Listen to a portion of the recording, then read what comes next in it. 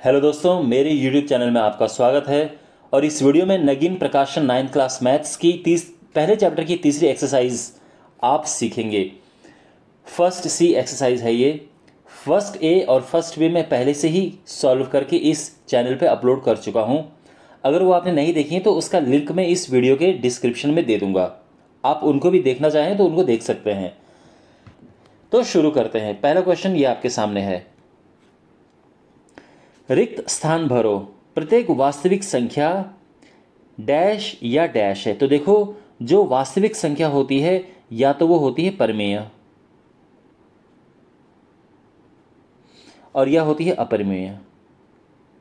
केवल दो ही टाइप होते हैं वास्तविक संख्याओं के, या तो परिमेय या अपरिमेय। ठीक है। एक परिमेय संख्या को दशमलव निरूपण या तो ये होता है या ये होता है। क्या क्या होता है? किसी भी परिमेय संख्या को आप जब दशमलव में बदलते हैं तो या तो वो शांत होती है और या तो होती है अशांत आवर्ती। अशांत आवर्ती। ध्यान रखना, अगर अशांत अनावर्ती होगी तो वो संख्या परिमेय नहीं रहेगी, अपरिमेय हो जाएगी। तो या तो शांत होगा दशमलव या अशांत आवर्ती होगा। अब जैसे तीसरे, अपरिमेय संख्या का दशमलव निरूपण जो है वो अशांत अनावर्ती होता है। ठीक है। तो यहां पे ये हो गया अशांत अनावर्ती। ठीक है, क्योंकि दशमलव जो संख्या होती है एक अपरिमेय में वो इस तरह से होती है, जैसे 0.1 0 1 0 0 1 0 0 0 1 इस तरह से होती है। तो ये एक अनावर्ती संख्या है, अशांत है और अनावर्ती है।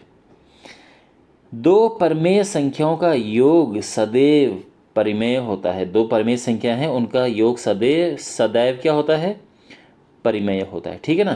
तो यहाँ पे परिमेय है आंसर। तो ये है पहला क्वेश्चन। अब दूसरे क्वेश्चन की ओर बढ़ते हैं। सेकंड क्वेश्चन है और हमें बताना है कि इनमें से कौन सी संख्या परिमेय है और कौन सी अपरिमेय है। तो देखो, सबसे पहले ये जो संख्या है ये एक अपरिमेय संख्या है, क्योंकि ऐसी संख्या जिसका स्क्वायर रूट वर्गमूल नहीं आता है तो ये संख्या अपरिमेय है। अब इसकी बात करते हैं।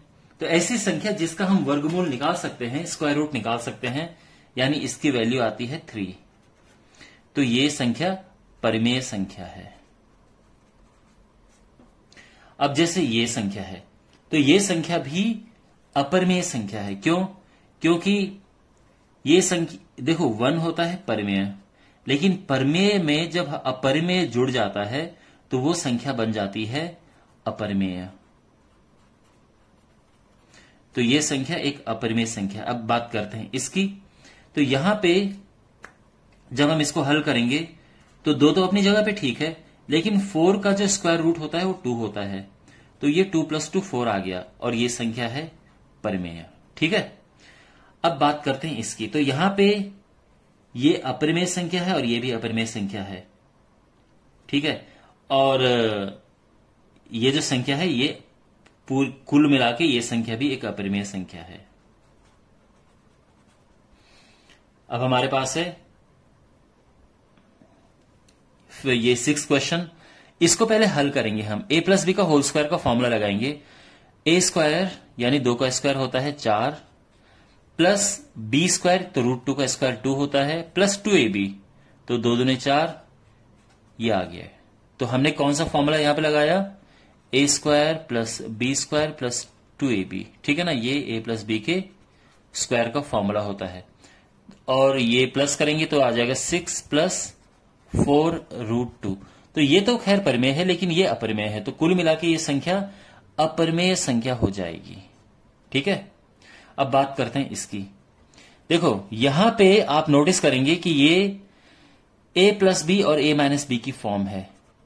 a + b आप देख सकते हैं, दो सेम चीजें प्लस में है और दो सेम चीजें ही माइनस में है। तो जब इनका गुणा होता है तो ये a² - b² आ जाता है। तो यहां पे भी वही होगा। ये हो जाएगा 5 का स्क्वायर माइनस √2 का स्क्वायर।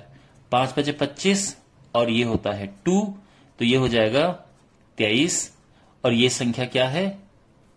ये एक परिमेय संख्या है। ठीक है, और अब फाइनली हमारे पास ये नंबर है, तो ये भी हम पूरा स्क्वायर करेंगे।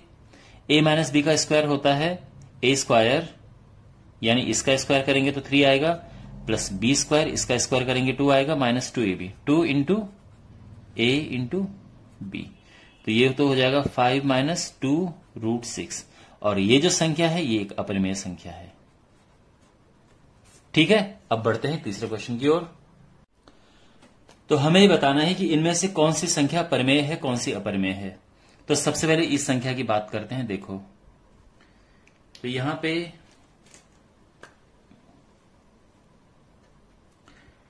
देखो, सबसे पहले कहने का मतलब यह है कि हमें देखना है कि इसका रूट पूरा आ रहा है कि नहीं आ रहा है। अगर पूरा रूट आ जाता है, चाहे पॉइंट में ही आए, तो संख्या परिमेय होती है। अगर रूट नहीं आता है ठीक से तो अपरिमेय होती है। तो ये जो संख्या है, देखो, इसको करने का एक तरीका है। ये हो जाएगा 256 और इस संख्या को भिन्न में बदलो, तो ये हो गया 4 से कट रहा है ऊपर नीचे, तो 4 छके 24, 4 चौको 16 और ये 4 दूने 8, 4 पचे 20। ठीक है, तो ये क्या हो गया 64/25। यहां तक सब ठीक है। 64 का वर्गमूल होता है 8 और 25 का वर्गमूल होता है 5, और ये संख्या एक परिमेय संख्या है। तो कोई सिंपल नंबर आए या भिन्न में आए तो सभी से ये संख्या परिमेय होती है। ये संख्या एक अपरिमेय संख्या है। ठीक है, क्योंकि ये जो संख्या है इसमें 3 का रूट प्रॉपर नहीं आता है, तो ये एक अपरिमेय संख्या है। अब बात करते हैं इसकी।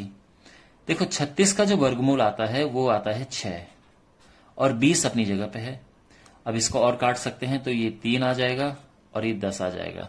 तो ये जो संख्या है ये एक परिमेय संख्या है। ठीक है ना। अब बात करते हैं इसकी।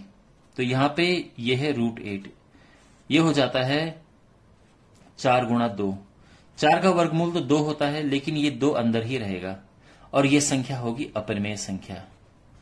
क्यों? क्योंकि ये जो संख्या है ये रूट में है, इसका रूट प्रॉपरली नहीं आएगा, तो एक अपरिमेय संख्या है। ठीक है, ओके।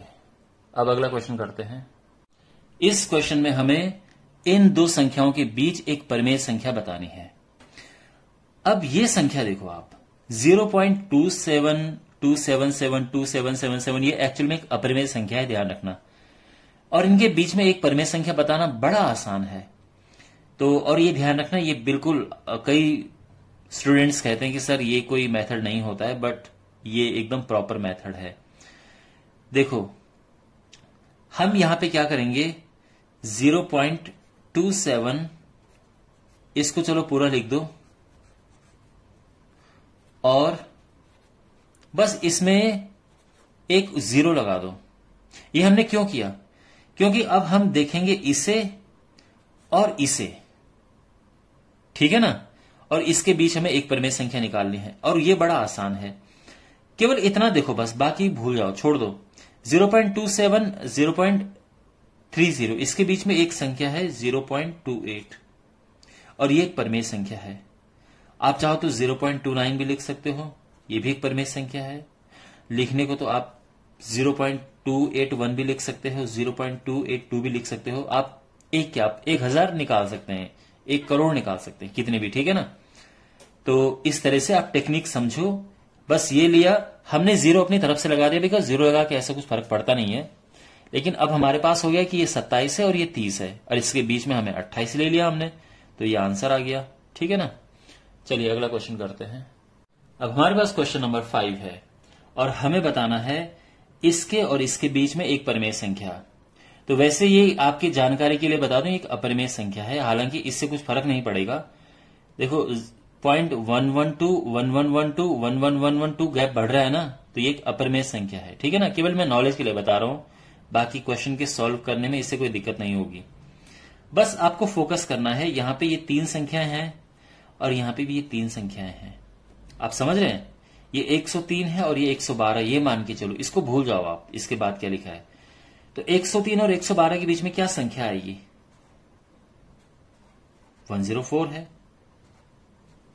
105 है, 106 है, 107 है 108 है, 109 है, और आपको जो भी पसंद आ रहा हो इनमें से कोई भी नंबर लिख दो, ठीक है। तो ये करेंगे हम इस तरह से, और ये जो नंबर हैं ये इनके ही बीच में है, ये इससे कम या इससे ज्यादा नहीं है, इन दोनों के बीच में ही ये सारे नंबर हैं। चलिए अगला क्वेश्चन करते हैं। अब ये जो क्वेश्चन है ये क्वेश्चन डिफरेंट है आपके इन दोनों क्वेश्चन से, क्योंकि इसमें हमें एक अपरिमेय संख्या बतानी है। हमें यहां इन दोनों में परिमेय बतानी थी, यहां अपरिमेय है। तो अब एक काम करते हैं, सबसे पहले बिल्कुल जैसे कि हम परिमेय संख्या निकालते हैं बस वैसे ही लिखो। तो ये बस इतने पे ध्यान दो, या 3 संख्या ले लो यहां पे, ये है 505 और ये है 525, समझ गए ना। ये 505 है और ये 525 है, इसके बीच में या तो आप यहां पे 50, ये देखो 50 है और ये 52 है, और इसके बीच में आएगी 51, 0.51, ठीक है ना।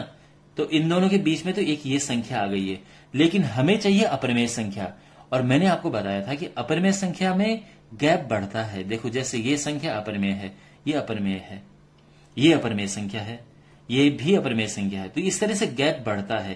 तो यहां पे भी हम वैसे बनाएंगे 0.51, 511, 5111 डॉट डॉट डॉट, ये संख्या अपरिमेय हो गई है। आपको समझ आ गया। चलो मैं एक और संख्या लिख के आपको दिखाता हूं। इन दोनों की देखो, मैंने जैसे कहा था कि 505 है और ये 525 है, 505 है, 525 है, तो मैं इसके बीच में लिख देता हूं 508, ठीक है ना ये। लेकिन ये संख्या तो परिमेय है, हमको बनाना है अपरिमेय, तो इसको इसमें भी ऐसे कुछ हम कुछ कलाकारी करेंगे। तो ये होगा 080080008 डॉट डॉट डॉट, बस ये संख्या अपरिमेय में कन्वर्ट होगी। तो अपरिमेय संख्या में आपको ऐसा गैप दिखेगा, ये ध्यान रखना, इट इज वेरी इंपॉर्टेंट।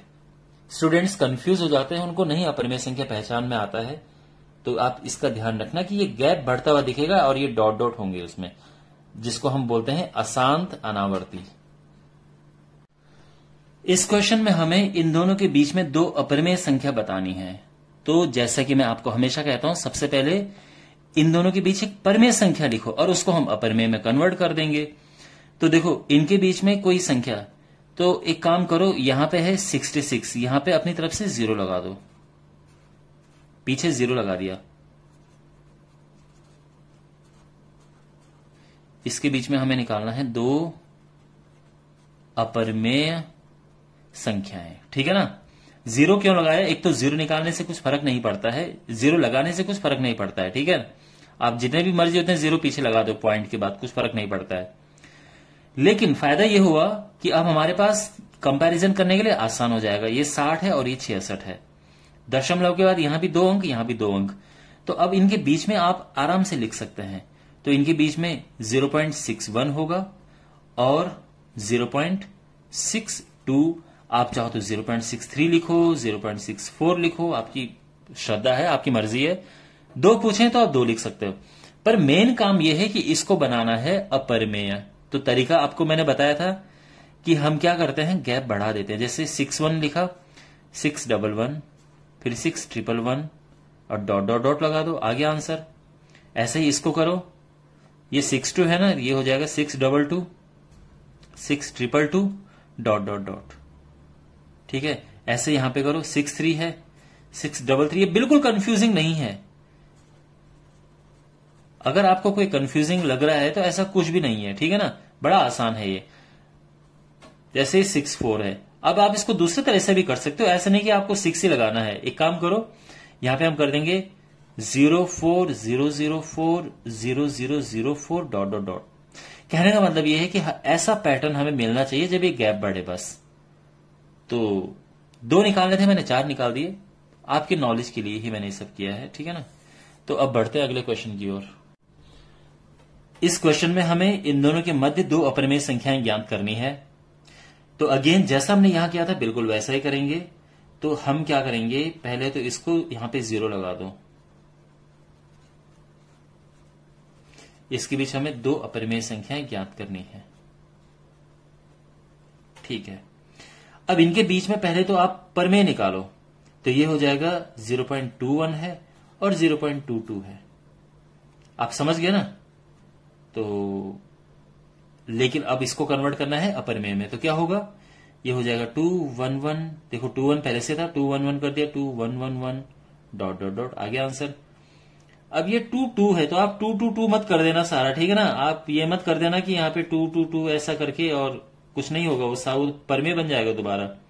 लेकिन हम क्या करेंगे यहाँ पे, देखो मैंने यहाँ पे 0.22 लिखा था ना, तो एक काम करो यहाँ पे लगाओ 0 2 2 0 2 2 2 डॉट डॉट डॉट, या तो आप ऐसे भी लिख सकते हो इसको, 0.22 तो पहले से था, यहां पे लगा 0 2 0 0 2 0 0 0 2 डॉट डॉट डॉट, ये भी है, दोनों सही आंसर है। मेन पर्पस हमारा इस गैप को बढ़ाना होना चाहिए बस।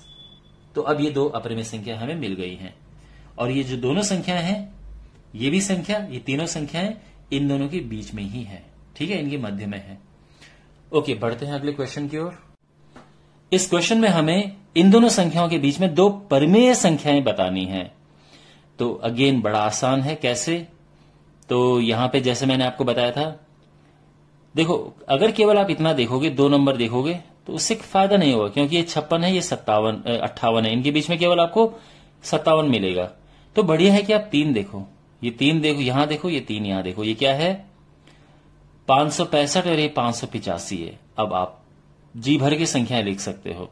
तो एक तो हो गया 566, आई मीन 0.566, 567, 0.56, ये है, ये है, ये है, ये है, कितनी जितना लिखना है उतना लिखो। और आप कहां तक लिख सकते हो? 0.584 तक लिख सकते हो, ठीक है ना? इतना तक लिख सकते हो। तो एनीवे 2 निकालने हैं, तो हमने इतने लिख दिए हैं। आई होप आपको समझ आ गया होगा। और टेक्निक इज वेरी इंपॉर्टेंट, किस तरह से ये हो रहा है, ठीक है ना? देखो ये संख्याएं अपने आप में अपरिमेय संख्या हैं, लेकिन इन अपरिमेय संख्याओं के बीच में हम ये परिमेय संख्याएं लिख रहे हैं। और देखो एक और बात, मुझे शुरू में जो बात बोलनी चाहिए थी, मैं भूल गया बोलना। देखो बच्चों, हो सकता है मेरे आंसर आपकी बुक के आंसर से अलग हों, या आपके टीचर के आंसर से अलग हों, और हम सभी सही हों, ये हो सकता है। क्यों?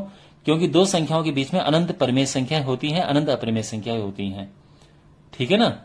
तो आप ये मत समझना कि यहां पे सर ने गलत सॉल्यूशन कर दिया है, ऐसा बिल्कुल नहीं है। आपको एकदम करेक्ट नॉलेज मिलेगा, एकदम परफेक्ट नॉलेज मिलेगा।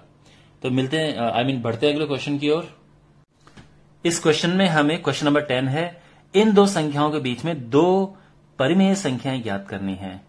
तो इनके बीच में अगेन जैसे मैंने आपको टेक्निक बताई थी, हम यहां से इन 3 नंबर को देखेंगे और यहां इन 3 नंबर को देखेंगे, 3 डिजिट को, ठीक है? यह है 383 है 404, इनके बीच में क्या लिख सकते हैं आप? 384 है, 385 है, 386, 387, ठीक है ना? 400 भी लिख सकते हो आप, 0.400, E0 लिखने की वैसे जरूरत नहीं है, 0.4, फिर 401 है, 402 है, ये सब, ठीक है? और ये जो है ये सारी परिमेय संख्या है, ध्यान रखना। ओके, तो आई होप आपको समझ आ गया होगा कैसे करना है इसे। नेक्स्ट क्वेश्चन, अब हमारे पास ये है क्वेश्चन नंबर 11। देखो माय डियर, इस क्वेश्चन को करने के 2 तरीके हैं, एक जो आपकी एनसीईआरटी की बुक में है और दूसरा जो आपकी नगीन प्रकाशन की बुक में है। तो मैं आपको दोनों तरह से इसको बताऊंगा, बट आप मुझे कमेंट बॉक्स में जरूर बताना कि आपकी टीचर ने इसको किस तरह से करवाया है। एनसीईआरटी में जो इसका सॉल्यूशन है वो बहुत सिंपल तरीके है, वो बहुत ही आसान है, लेकिन जो नगीन प्रकाशन में है उसमें ये बहुत डिटेल में है, बहुत ज्यादा लंबा है। तो पहले मैं आपको एनसीईआरटी वाला बताता हूं। तो इसको हमें सिद्ध करना है कि ये एक अपरिमेय संख्या है। तो ये हम करते हैं सिद्ध, जिस विधि से हम इसे सिद्ध करते हैं वो है विरोधाभास की विधि। विरोधाभास का मतलब होता है कि 2 बातों में विरोध है, उनमें एक जैसी समानता नहीं है, वो बात एक दूसरे को काट रहे हैं। तो हम उससे इसे हल करेंगे। तो कैसे करेंगे? देखो, हमें यह प्रूव करना है कि यह अपरिमेय है, लेकिन हम मान के चलेंगे कि यह एक परिमेय संख्या है। तो यहां पे हम लिखेंगे कि माना 5 प्लस √3 एक परिमेय संख्या है। तो अगर ये परिमेय संख्या है तो इसको हम लिखेंगे a/b के रूप में, क्योंकि परिमेय संख्या को भिन्न के रूप में लिख सकते हैं। ठीक है, जहां पे ये दोनों पूर्णांक हैं।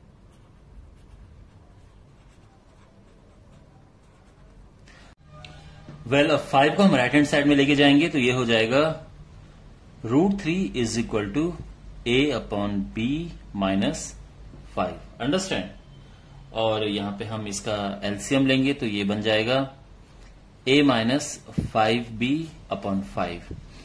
अब थोड़ा राइट हैंड साइड पे गौर करते हैं। देखो, जो राइट हैंड साइड है वो है a माइनस 5b/5 और ये एक परिमेय संख्या है। और ये परिमेय संख्या क्यों है? क्योंकि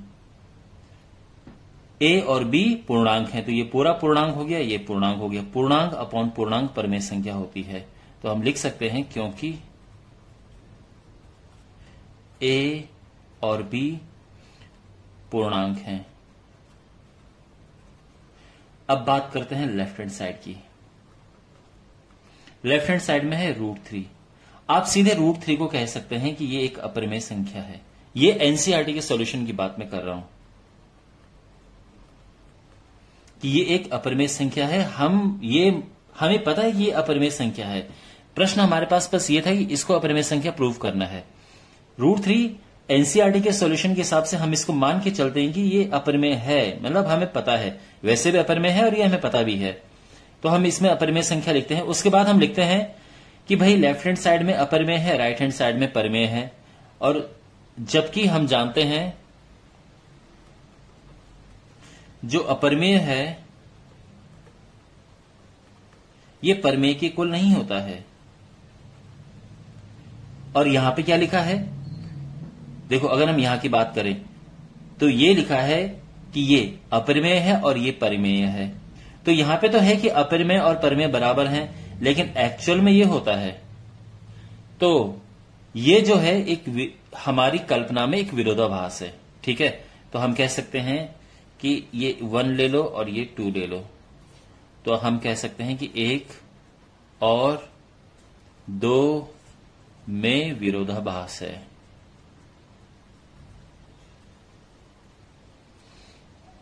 ठीक है, तो इसका मतलब ये विरोधाभास क्यों है? हमने गलत कल्पना की थी, अर्थात हमारी कल्पना त्रुटिपूर्ण थी।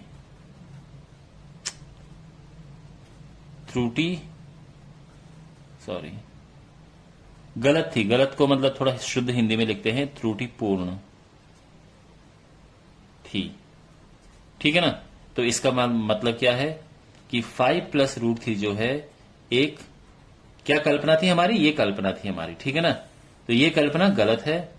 तो इसका मतलब 5 प्लस √3 एक अपरिमेय संख्या है। अब देखो, ये थोड़ा सा आसान हो गया, छोटा हो गया। उसका कारण यह है कि हमने इसको अपरिमेय सीधे लिख दिया है। अब बात करते हैं कि आपकी बुक में क्या सॉल्यूशन है। जो आपकी बुक में मैंने कुछ एग्जांपल्स देखे हैं, उनमें उन्होंने इसको अपरिमेय प्रूव किया है, सिद्ध किया है, सीधे नहीं लिखा है, सिद्ध किया है। तो अब हम क्या करेंगे? देखो, यहां तक तो बिल्कुल एक जैसा है, लेकिन यहां से और यहां पे यहां तक तो सेम है। इसके बाद कुछ स्टेप्स हैं, मींस इसको अपरिमेय संख्या प्रूव किया है। तो हम लिखेंगे, अब √3 के बारे में लिखते हैं। ठीक है ना? तो माना √3 एक परिमेय संख्या है। अब आपको क्या आप जानते हैं कि √3 को कैसे हम अपरिमेय सिद्ध करते हैं? इसके कुछ स्टेप हैं, इसको फॉलो करो। तो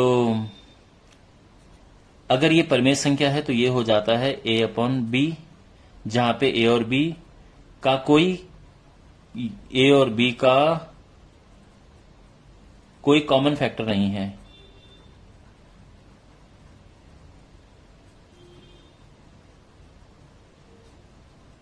ठीक है ना, इनका कोई कॉमन फैक्टर नहीं है। अब इसको क्रॉस मल्टीप्लाई करो,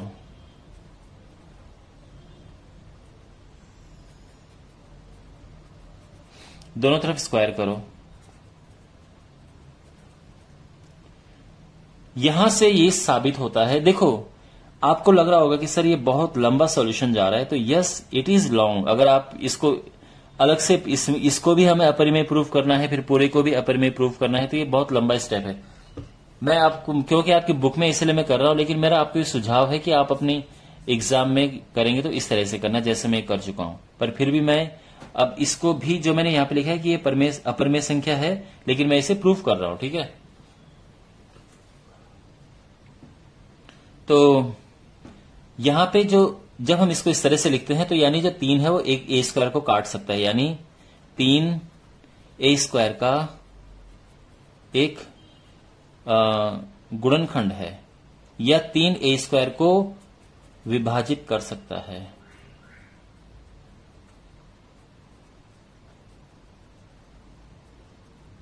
इसका मतलब यह है कि 3 ए को भी विभाजित कर सकता है, और इसका मतलब यह है कि हम लिख सकते हैं a बराबर 3c, ठीक है, क्योंकि 3 ए को विभाजित कर सकता है तो ऐसे लिख सकते हैं।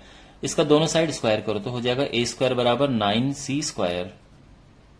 अब a स्क्वायर की जगह पे ये वैल्यू पुट करेंगे तो क्या हो जाएगा, 3b स्क्वायर बराबर 9c स्क्वायर। इससे कटेगा 3 आ गया, यानी ये हो जाएगा b स्क्वायर बराबर 3c स्क्वायर। इससे ये पता चलता है कि जो 3 है वो इसको डिवाइड कर सकता है, जैसे यहां पे हमने लिखा था वैसे यहां पे लिखेंगे, अर्थात 3 बी स्क्वायर को विभाजित कर सकता है।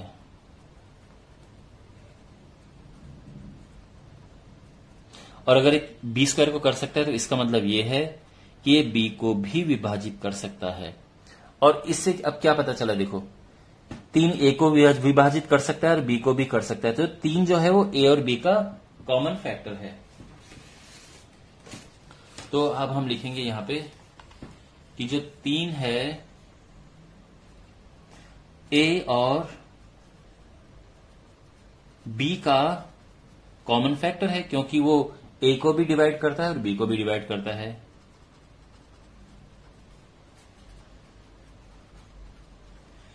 लेकिन ये हमने जो ये देखो यहां पे हमने क्या लिखा था, ए और बी का कोई कॉमन फैक्टर नहीं है। अगर ये परिमेय है तो ए और बी का कॉमन फैक्टर नहीं है, लेकिन यहां पे क्या है, कॉमन फैक्टर है। तो इन दोनों बातों में एक विरोधाभास है, ठीक है। तो हम इसको नाम ए दे देते हैं और इसको सेकंड दे देते हैं, तो हम कहेंगे 1 और 2 में विरोधाभास है, कॉन्ट्रडिक्शन है। तो इसका मतलब यह है कि हमारी कल्पना गलत थी, हमारी कल्पना त्रुटिपूर्ण थी। इसका मतलब क्या है कि जो √3 है एक अपरिमेय संख्या है। आप समझ गए। और अब इसका बाद फिर यहां से ही कंटिन्यू करना है। तो ये अपरिमेय संख्या ये हम सिद्ध कर चुके हैं यहां से, और फिर यहां से कंटिन्यू करना है और बिल्कुल ये लिखना है, ठीक है, सेम वही आएगा। तो ये लाइनें आप लिखोगे। तो अब आप समझ गए। तो आई होप आपको सब क्लियर हो गया होगा। और ये आपकी बुक में सोल्यूशन है। आपकी बुक में क्या है कि यहां से पहले यहां तक कर रखा है, फिर ये पूरा करके इसको अपरिमेय प्रूफ किया है, और फिर यहां से कंटिन्यू किया है, और ऐसे, ठीक है। तो आई होप, मैं उम्मीद करता हूं कि आपको समझ में आ गया होगा। अब बढ़ते हैं अगले प्रश्न की ओर। अब हमारे पास है क्वेश्चन नंबर 12। सिद्ध कीजिए 3 - √2 एक अपरिमेय संख्या है। जैसा हमने पिछला क्वेश्चन किया था उसी तरह से हम इस क्वेश्चन को भी करेंगे।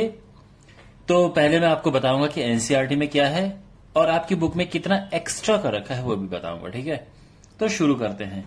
तो इसको हम करेंगे विरोधाभास के नियम से। तो इसे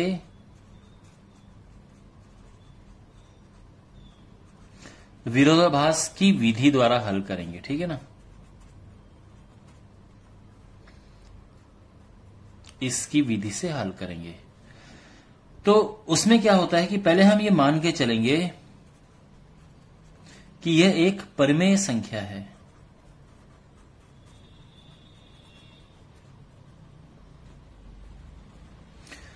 तो और बाद में ऐसी परिस्थितियां आएंगी जिससे ये पता चलेगा कि ये परिमेय नहीं, ये तो अपरिमेय संख्या थी, यानी हमारी सोच गलत थी। ठीक है, इसी को विरोधाभास का नियम कहते हैं। तो चलिए, तो माना कि ये एक परिमेय संख्या है, तो परिमेय संख्या को हम कैसे लिख सकते हैं? इस रूप में लिख सकते हैं, जहां a और b पूर्णांक हैं और a और b का कोई भी कॉमन फैक्टर नहीं है।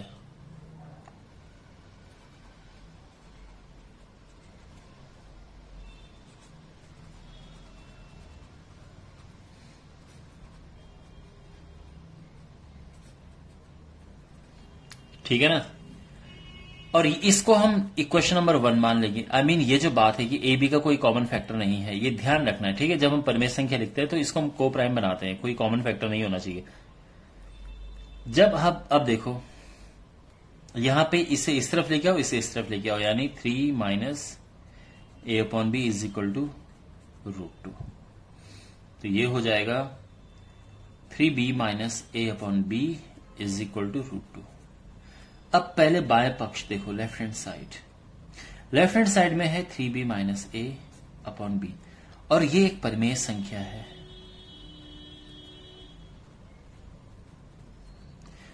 क्यों परिमेय संख्या है? क्योंकि a और b पूर्णांक हैं।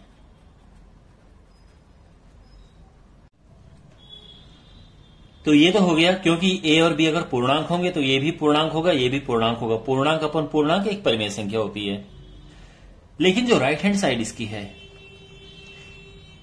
अब यहां पे देखो, जो आपके एनसीईआरटी में है उसमें सीधा लिखा हुआ है कि राइट हैंड साइड यानी √2 यह एक अपरिमेय संख्या है, उसमें सीधा लिखा है। लेकिन जो आपकी बुक है नगीन प्रकाशन वाली, उसमें ये सीधे नहीं लिखा हुआ है, उसमें इसे प्रूव कर रखा है। तो मैं इसे प्रूव भी करूंगा। ठीक है, पहले मैं आपको इतना बता देता हूं कि एनसीईआरटी में कितना है, और फिर मैं आपको आपकी बुक के हिसाब से बताऊंगा। तो देखो माय डियर स्टूडेंट्स, यहां पे आप देखो, ये परिमेय संख्या थी और ये अपरिमेय संख्या। यहां पे परिमेय और अपरिमेय बराबर है ना? बराबर। लेकिन ऐसा होता नहीं है। तो यहां पे हम लिखेंगे, चूंकि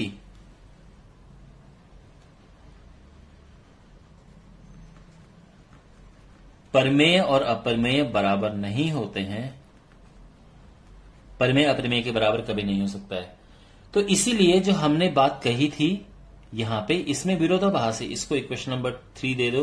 अब हम यहां पे कहेंगे कि जो हमने सेकंड नंबर पे बात कही है और तीसरे नंबर पे बात की, इसमें विरोधाभास है। देखो यहां पे क्या है कि परिमेय बराबर अपरिमेय, यहां पे क्या है, परिमेय अपरिमेय बराबर नहीं होते हैं। तो सेकंड और थर्ड में विरोधाभास है। तो इससे हम ये कह सकते, और ये विरोधाभास क्यों आया? क्योंकि हमारी कल्पना त्रुटिपूर्ण थी, क्योंकि हमारी कल्पना त्रुटिपूर्ण, गलत थी। गलत को हिंदी में त्रुटिपूर्ण कहते हैं, त्रुटिपूर्ण थी। तो इसका मतलब क्या है कि हमने क्या कल्पना की थी, यह एक परिमेय संख्या है, लेकिन वो गलत थी। तो इसका मतलब यह एक अपरिमेय संख्या है।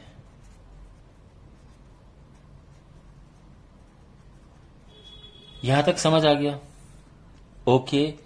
अब देखो, मैंने क्या कहा था आपको कि आपकी जो नगीन प्रकाशन है उसमें डायरेक्ट ये ऐसा नहीं लिखा हुआ है कि यह एक अपरिमेय संख्या है, हमें ये प्रूव करना है। तो वो मैं यहां पे प्रूव करूंगा अभी। तो अगर आपको एनसीईआरटी के हिसाब से करना है तो बिल्कुल जैसा ये लिखा है वैसे ही लिखना है। लेकिन अगर आपको नगीन प्रकाशन के हिसाब से करना है तो यहां बीच में आपको 1-2 स्टेप ऐड करने होंगे, यहां पे बीच में। ठीक है ना? तो बीच में जो ऐड करना है वो यहां पे घुसा देना, बाकी फिर वैसे ही लिख देना। क्यों? क्योंकि इसमें सीधा लिखा है कि √2 एक अपरिमेय संख्या है, लेकिन अपरिमेय संख्या हमें यहां पे प्रूव करना है। अब अगेन वही है, हम मान के चलेंगे, माना √2 एक परिमेय संख्या है। अब अगर ये एक परिमेय संख्या है तो क्या होगा, √2 बराबर होगा ए अपॉन बी। और जहां पे ये इंपॉर्टेंट बात है कि ए और बी पूर्णांक है,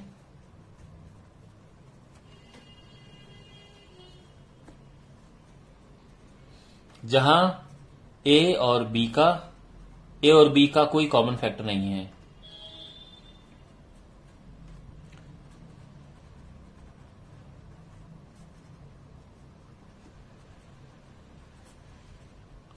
अब क्रॉस मल्टीप्लाई करेंगे तो आ जाएगा √2b बराबर a।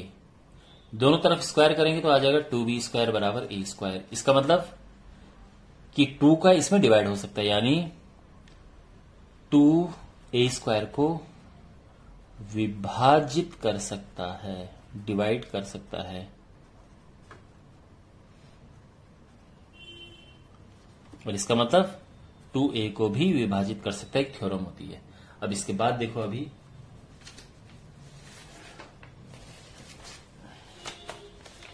ठीक है ना, अभी जो है अब यहां से कंटिन्यू करते हैं। अब जब 2a को विभाजित कर सकता है तो हम लिख सकते हैं कि a = 2c, ठीक है ना, क्योंकि 2a को डिवाइड कर सकते हैं तो ऐसे लिख दिया हमने। दोनों साइड हम स्क्वायर करेंगे तो a² = 4c²। अब देखो यहां से a² 2b² यहां पे पुट करेंगे, 2 से कटेगा तो b² आ गया 2c²। इसका मतलब क्या है कि 2b² को डिवाइड कर सकता है, को भाग दे सकता है या विभाजित कर सकता है। तो इसका मतलब क्या है कि 2b को भी विभाजित कर सकता है। अब यहां देखो 2a को विभाजित कर सकता है और b को भी कर सकता है। इसका मतलब क्या है कि 2a और b का कॉमन फैक्टर है।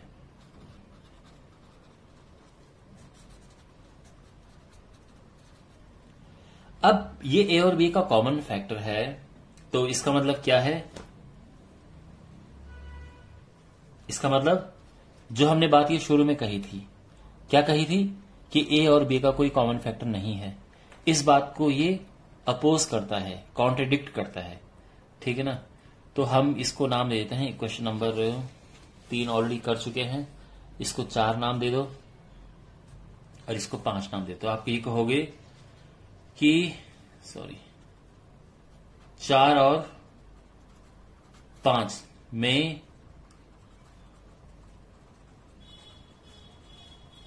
विरोधाभास है। इसका मतलब क्या है कि √2 एक परिमेय संख्या है, एक अपरिमेय संख्या है। इसमें विरोधाभास क्यों हुआ, क्योंकि हमारी कल्पना गलत थी, ठीक है ना। तो हमें यहां पे लिखना है विरोधाभास से क्योंकि हमारी कल्पना गलत थी, इसीलिए √2 एक परिमेय संख्या है। अब आप क्या करना, इस जितना भी ये हमने लिखा है इसको यहां बीच में डालना है आपने, और इसके बाद बिल्कुल यही कंटिन्यू करना है, ठीक है। ये आपकी बुक में है, लेकिन एनसीईआरटी में बस जितना ये था उतना ही सॉल्यूशन था। आपकी मर्जी, आप जो भी करें, दोनों ही सही हैं, ठीक है। बढ़ते हैं अगले क्वेश्चन की ओर। सिद्ध कीजिए कि 8√5 एक अपरिमेय संख्या है। तो अगेन इसको भी हम करेंगे विरोधाभास की विधि द्वारा। तो 8√5 हम लिखेंगे, माना 8√5 एक क्या है, परिमेय संख्या है। तो जो 8√5 है इसको हम लिखेंगे a/b, जहां पे a और b पूर्णांक है, ठीक है ना। अब हम 8 को नीचे लेके आएंगे तो आपके पास क्या आएगा, ये √5 बराबर a/8b। अब जो राइट हैंड साइड है ये a/8b, ये क्या है, ये परिमेय संख्या है। क्यों, क्योंकि a और b पूर्णांक है।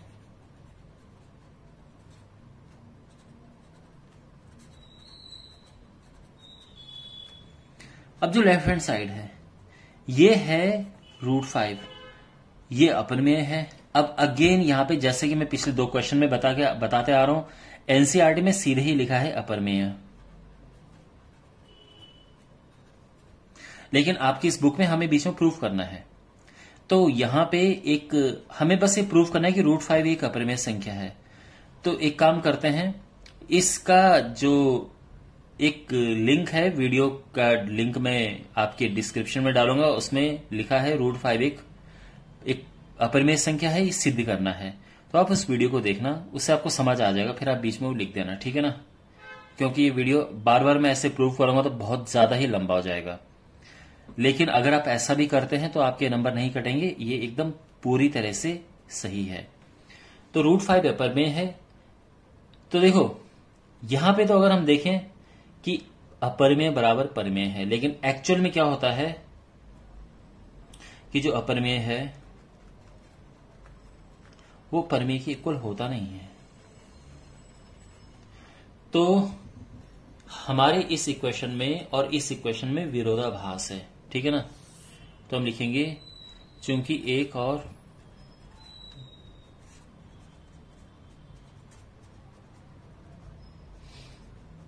विरोधाभास है, इसीलिए हमारी कल्पना और ये क्यों हुआ, क्योंकि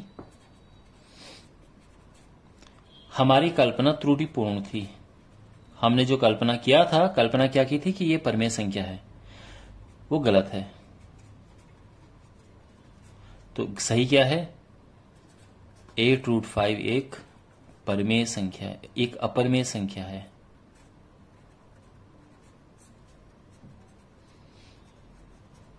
ठीक है ना। और यहां पे अगर बीच में इसको करने की आवश्यकता पड़े तो इसके लिए अगेन एक वीडियो का लिंक मैं डिस्क्रिप्शन में डाल दूंगा कि सिद्ध कीजिए √5 एक अपरिमेय संख्या है, वो भी बीच में ऐड कर देना। बट ये आपका आंसर आ गया है, ठीक है ना। नेक्स्ट, अब हमारे पास है क्वेश्चन नंबर 14। सिद्ध कीजिए कि 2/√3 एक अपरिमेय संख्या है। तो जैसे हम करते आ रहे हैं वैसे करेंगे, विरोधाभास की विधि द्वारा। तो हम लिखेंगे कि माना, अरे क्या लिख दिया, माना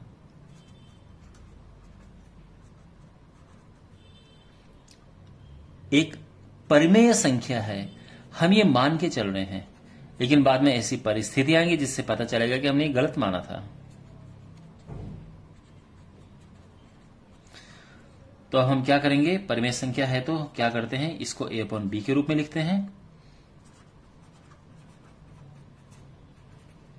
जहां पे a और b पूर्णांक हैं। अब एक काम करो, इसको पलटो तो ये आ जाएगा √3/2 बराबर b/a। ये 2 ऊपर जाएगा तो √3 आ गया 2b/a। अब पहली बात तो राइट हैंड साइड देखो, राइट हैंड साइड है 2b/a और यह एक परिमेय संख्या है।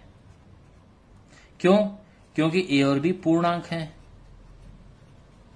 तो ये भी इंटीजर है, ये भी इंटीजर है, तो इंटीजर अपॉन इंटीजर परिमेय संख्या होती है।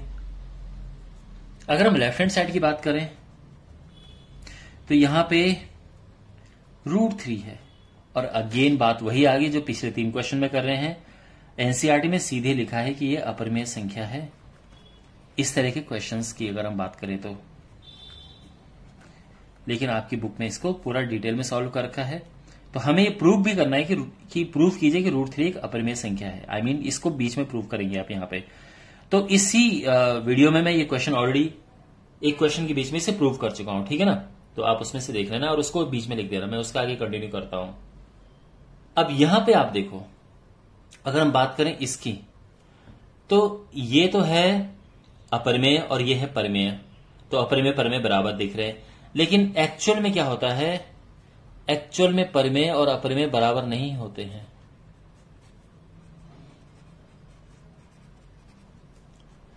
तो यानी इस बात में और इस बात में क्या है, विरोधाभास है, एक कॉन्ट्रडिक्शन है। तो आप लिखोगे चूंकि एक में एक और दो में विरोधाभास है, इसीलिए। और ये क्यों हुआ, क्योंकि हमारी कल्पना गलत थी, कल्पना त्रुटिपूर्ण थी। तो इसका मतलब यह है कि यह एक अपरिमेय संख्या है। ठीक है ना? तो आई होप आपको समझ आ गया होगा। अब अगले क्वेश्चन की ओर बढ़ते हैं। तो अब हमारे पास क्वेश्चन नंबर 15 है और इसमें ये क्वेश्चन है, दो अपरिमेय संख्या को उदाहरण दीजिए जिनका योग एक परिमेय संख्या है। तो देखो अपरिमेय संख्याएं हैं, जैसे हम बात करें 2 + √3 एंड 2 - √3।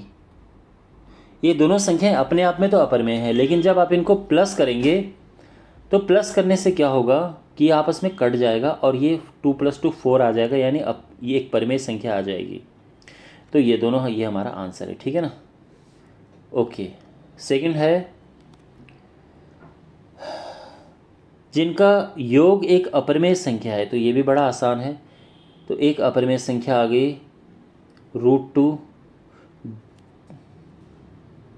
दूसरी अपरिमेय संख्या है √3, और इनको प्लस करोगे आप तो अपरिमेय ही आएगी। √2 + √3 अपरिमेय होता है। अच्छा, अब जिनका गुणनफल एक परिमेय संख्या है। तो देखो गुणनफल एक परिमेय संख्या है, इसका मतलब यह है कि रूट के अंदर वो नहीं रहना चाहिए। तो अगर मैं बात करूं कि एक है 4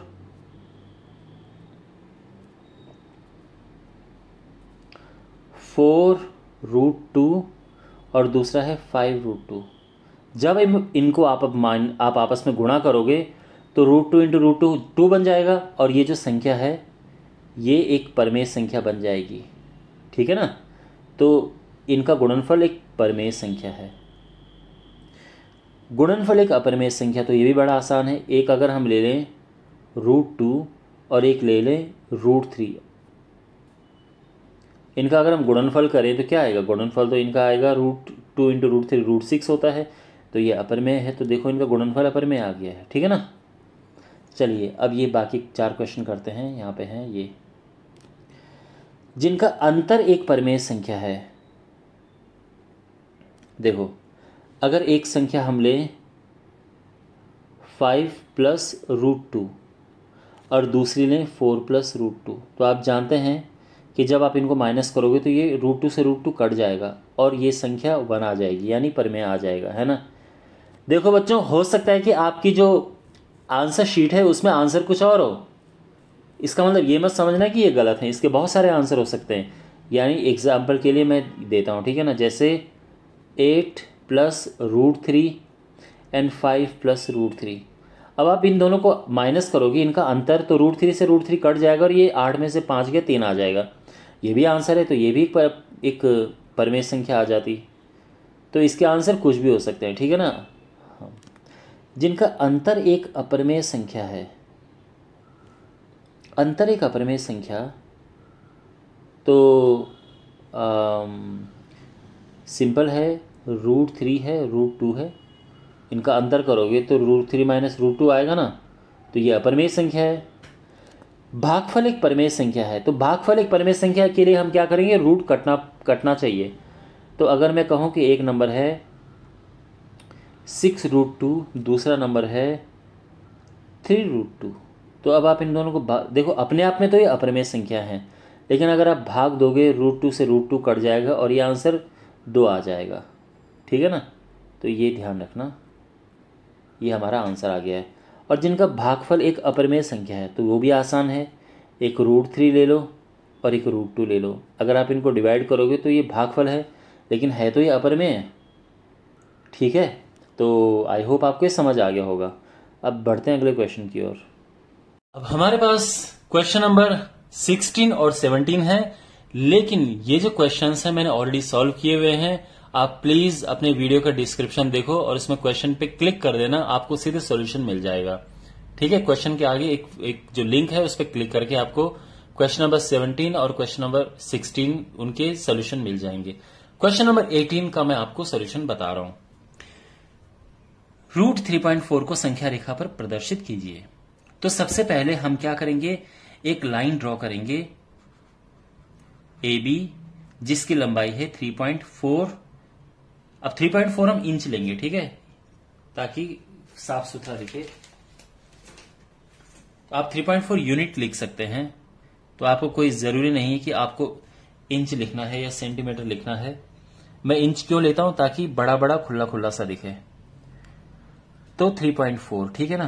तो ये हो जाएगा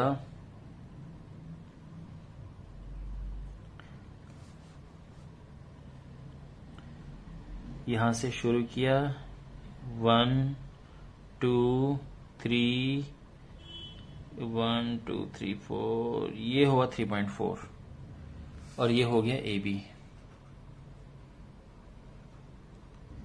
ये है 3.4। अब हम क्या करते हैं, एक यूनिट और आगे खिसका देते हैं। तो हम खींचेंगे BC is equal to 1 unit, थोड़ा सा एक और आगे। तो यहां पे एक यूनिट हम आगे खिसकाएंगे इसे,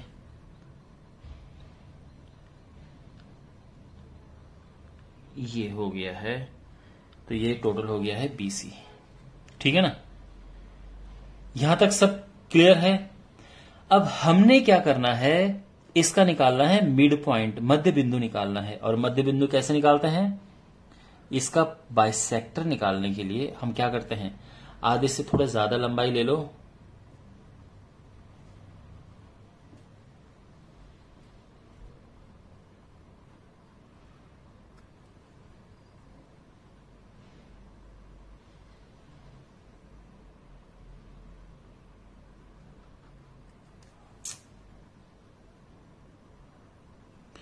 और यहां पे लाइन ड्रॉ कर दो। तो ये मिल गया मध्य बिंदु, ठीक है ना। आप चाहो तो पूरी लाइन ऐसे ड्रॉ करो, बट इसका कोई यूज नहीं है, केवल हमें मिड पॉइंट चाहिए। तो ये मिड पॉइंट को हम नाम दे देंगे O। ओके, तो यहां तक सब ठीक है। O छोड़ो, M नाम दे दो, चलो M इज बेटर। ओके, अब हम क्या करेंगे, देखो ये जहां पे मिड पॉइंट आया है वहां पे रखो ये, और A से यहां पे एक पूरा सर्कल, हमें सेमी सर्कल ड्रॉ करना है। तो मैं यहां पे चलो एक और स्टेप हमने क्या किया, लिख देता हूं।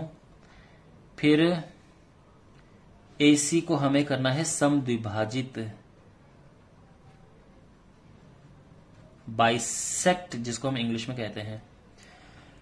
फिर M निकला, M है मध्य बिंदु, मिड पॉइंट। और यहां पे हमने एक सेमी सर्कल ड्रॉ करना है।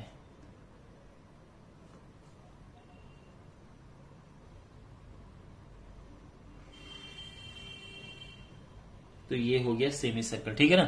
तो ये जाके इसको C पे मिलेगा, क्योंकि एकदम मध्य बिंदु है। अब तो हमने क्या किया, M को सेंटर मान के, केंद्र मान के एक हमने अर्धवृत्त ड्रॉ कर दिया, सेमी सर्कल। अब देखो B से हम एक परपेंडिकुलर लाइन ड्रॉ करेंगे, एक लाइन ड्रॉ करेंगे B से होते हुए।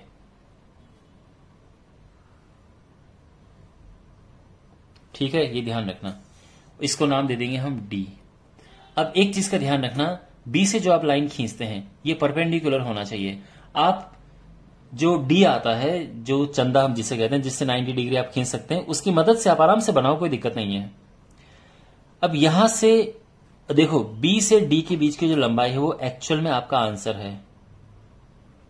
यहां से यहां तक की B लंबाई यही है जो हमें चाहिए, लेकिन हमें खड़े में नहीं चाहिए ना, हमको एक नंबर लाइन पे, संख्या रेखा पर उसको निरूपित करना है। तो पहली बात तो इसको थोड़ा आगे बढ़ा देते हैं,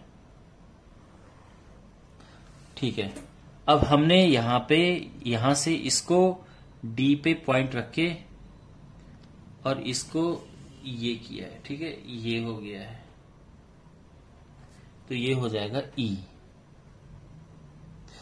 तो जो ये लंबाई थी वही ये लंबाई होगी। तो जो E है, अगर हम इसको मान के चलें 0, ये हो जाएगा 1। और चलो आगे और ले लें, तो ये 0 है, ये 1 है,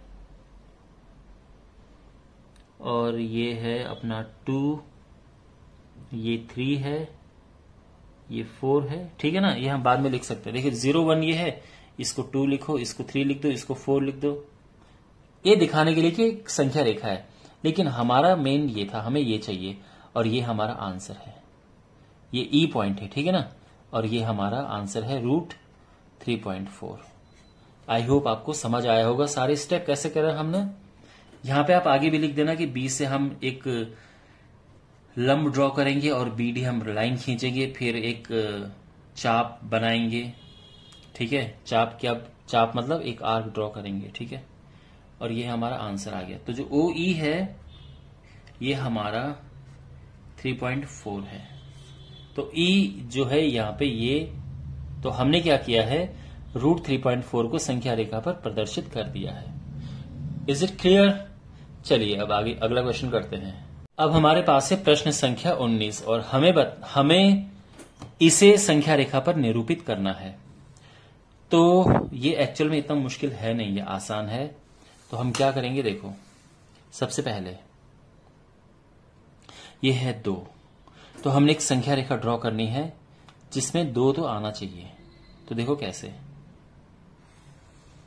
ये ऐसे किया हमने, लेकिन इसमें मार्क लगा दो, ये जो ज्यादा जरूरी है, ठीक है। मार्क लगा दिया हमने 1-1 सेंटीमीटर की दूरी पर।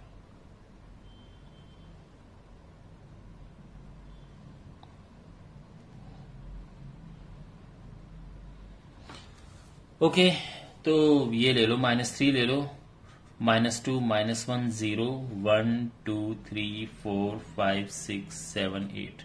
बेसिकली ये आ गया है 2। अब देखो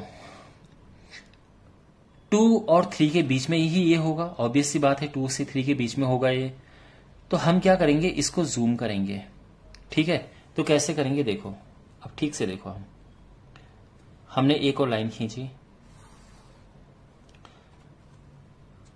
इसमें ज्यादा नहीं, हमको 10 हिस्से बनाने हैं। तो 10 हिस्से मतलब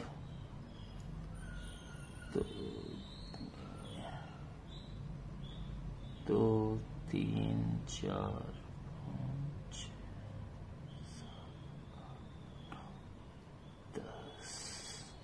10 बनाने वैसे। तो इसको करो यहां पे, ध्यान से देखो 2 से 3 के बीच ही संख्या है। तो हमने इसको किया इधर,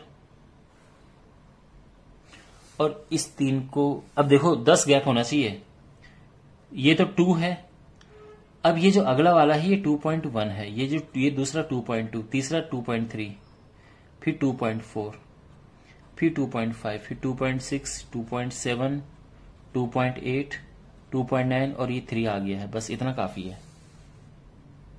तो 3 वाले को हम ऐसा कर देंगे, ठीक है। क्लियर हो गया?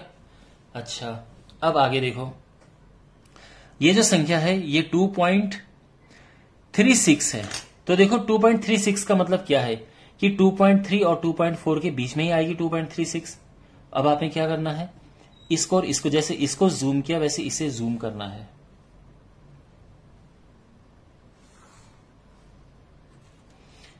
और इसमें भी वैसे कुछ खाने बनाओ 1-1 सेंटीमीटर की गैप पे। तो हमें 11 बार हमें ड्रॉ करें कम से कम। चलो, तो देखो हमें करना है, देखो 2.36 है ये, तो ये 2.3 और 2.34 के बीच में आएगा ये, यानी इन दोनों के बीच में। तो ये तो है 2.3,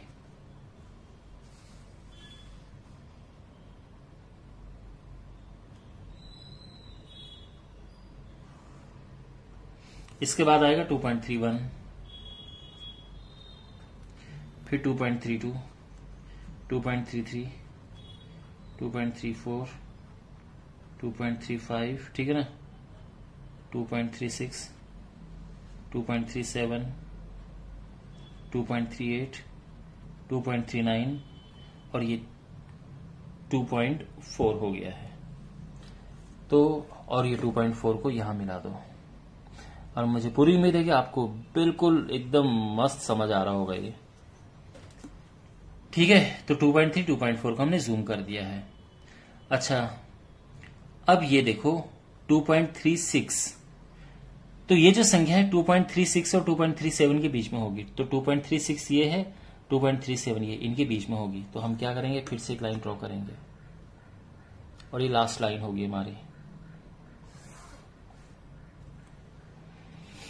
तो यहां पे फिर वही करेंगे हम, 1-1 सेंटीमीटर पे लाइन ड्रॉ करेंगे। चलो मैं फिलहाल ऐसे कर देता हूं, ठीक है, अपने हिसाब से कुछ कुछ गैप पे बना के।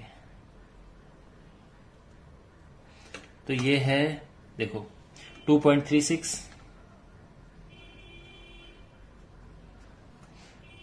फिर 2.361,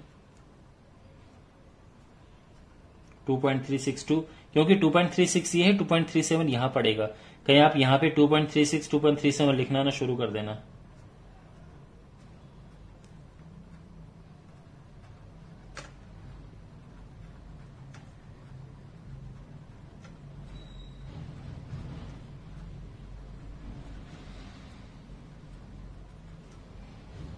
.37 बस इतना काफी है। तो 2.36 को यहां ज्वाइन करेंगे हम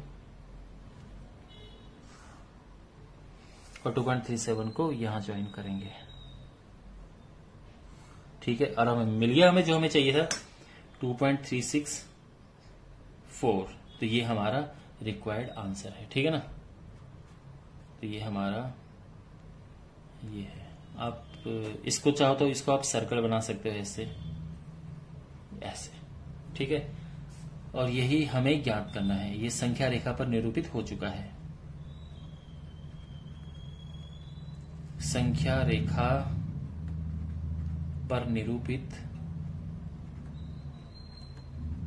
हो चुका है, ठीक है ना। तो ये है, आई होप आपको समझ आया होगा एकदम सिंपल तरीके से। अब करते हैं फाइनल क्वेश्चन आपका। अगला प्रश्न है कि 5.3 बार इसको दशमलव के 4 स्थानों तक संख्या रेखा पर निरूपित करो। दशमलव के 4 स्थान का मतलब यह है 3333। इसको हमें संख्या रेखा पर निरूपित करना है, इस चीज को, ठीक है ना। तो कैसे करेंगे, सिंपल है। सबसे पहले एक लाइन ड्रॉ करो और उसमें हमारे पास 5 उसमें जरूर होना चाहिए। तो आप ये देखो 1-1 सेंटीमीटर के बीच में गैप होनी चाहिए, ठीक है ना। तो आप नाप के करना, मैं फिलहाल बिना नापे कर रहा हूं टाइम की बचत करने के लिए। -1, 0, 1, 2, 3, 4, 5, 6 और ये है 7। बट मेन हमारा फोकस 5 पे है और 5 और 6 पे, ठीक है। क्योंकि ये जो संख्या है ये 5 और 6 के बीच में होगी। तो अब दूसरी लाइन ड्रॉ करते हैं। अब ये संख्या 5 और 6 के बीच में होगी, तो 5 तो लिखो यहां पे। इसके बाद 1-1 सेंटीमीटर पे हम गैप पे हम ये करेंगे।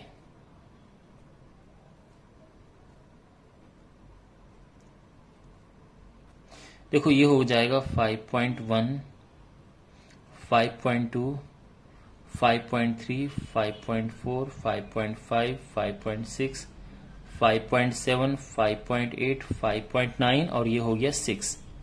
इसको ज्वाइन करो इधर।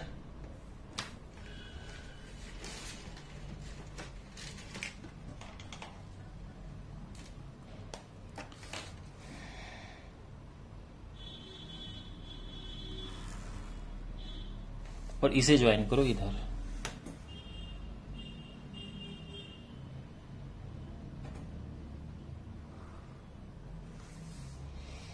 ठीक है, तो हो गया। अब देखो 5.3 तो ये है, लेकिन हमें चाहिए उसके आगे भी। तो आगे जो संख्या होगी 5.3 और 5.4 के ही बीच में होगी। तो अब हमने इसे जूम करना है। तो फिर से हम एक लाइन ड्रॉ करेंगे।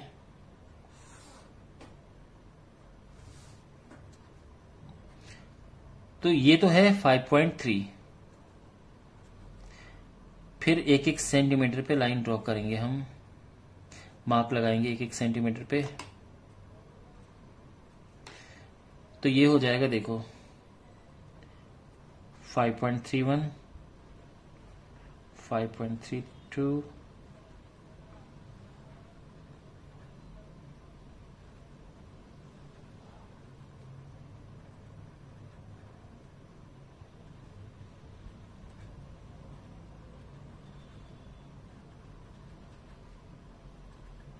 5.4। ध्यान रखना ठीक है ना। तो हमने जूम किसे किया था, 5.3 से 5.4 के बीच, तो 5.3 को ऐसे मिला दो यहां पे।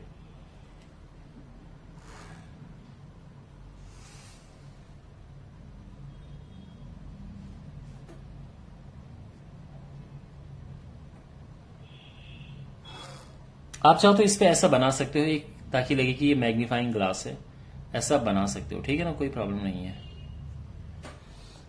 ओके, अब आगे देखो, हम कर चुके हैं यहां तक, ठीक है ना। 5.33 हमें मिल गया है, लेकिन अब हमें चाहिए 5.333, यानी वो होगा इसके और इसके बीच में। तो फिर से वही करेंगे, हम लाइन ड्रॉ करेंगे।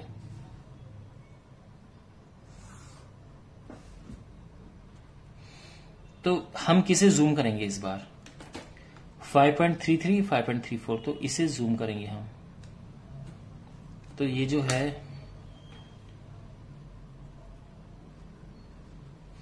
5.33, तो ये 1 2 3 4,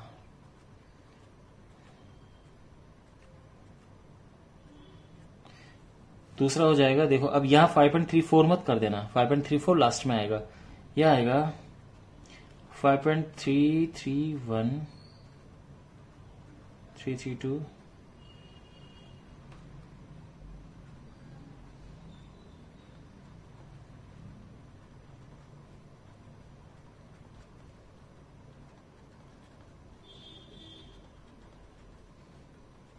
5.4 5.34, ठीक है ना।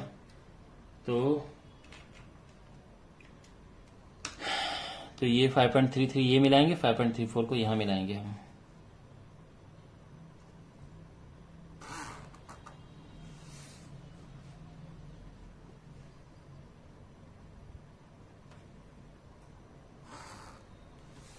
और फाइनली हमारे पास है 5.333, तो ये 5.3, ये 4 बार 3 है, तो ये इसके और इसके बीच में आएगा। तो हमें इन्हें जूम करना पड़ेगा, और ये आखिरी बार हम जूम कर रहे हैं, क्योंकि हमें केवल 4 प्लेस तक निकालना है।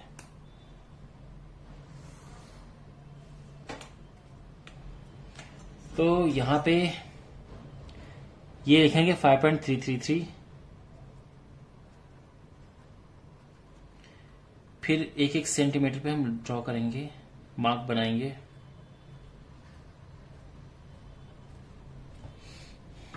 तो अब यहां पे लिखेंगे 5.3331,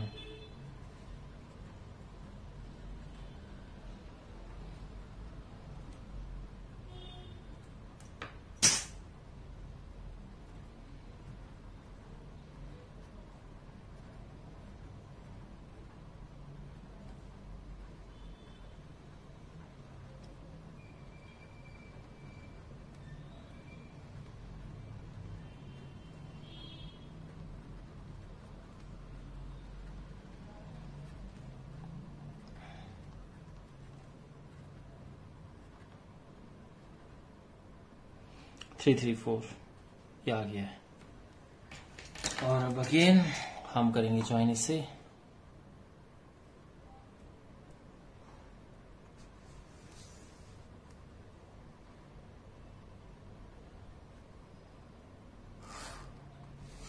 ओके, ऑलराइट, अब जो आपको चाहिए वो यहां पे है 5.333, लेकिन माय डियर ये डॉट डॉट डॉट लगा है, तो यानी ये जो नंबर होगा 5.3333 से थोड़ा सा आगे होगा यहां पे। तो ये जो है ये हमारा रिक्वायर्ड आंसर है, ठीक है ना। यानी ये जो नंबर है ये होगा 5.3333 डॉट डॉट डॉट, ठीक है, यहां पे आ गया। तो ये हमारा आंसर है। आप चाहो तो इस पे सर्कल ऐसे बना सकते हो। ऑलराइट, वेल माय डियर, इसी के साथ आपकी एक्सरसाइज समाप्त होती है। और अगर आपको अच्छा लगा है तो सब्सक्राइब कीजिए, अपने दोस्तों के साथ ये जरूर शेयर कीजिएगा। अगर इस वीडियो पे बहुत अच्छे कमेंट आए, अगर इस वीडियो पे अच्छे व्यूज आए, इसको बहुत ज्यादा लोगों तक आपने पहुंचाया, तो आने वाली एक्सरसाइजेज भी मैं सॉल्व करूंगा इस चैनल पे। तो मिलते हैं अगले वीडियो में, टेक केयर।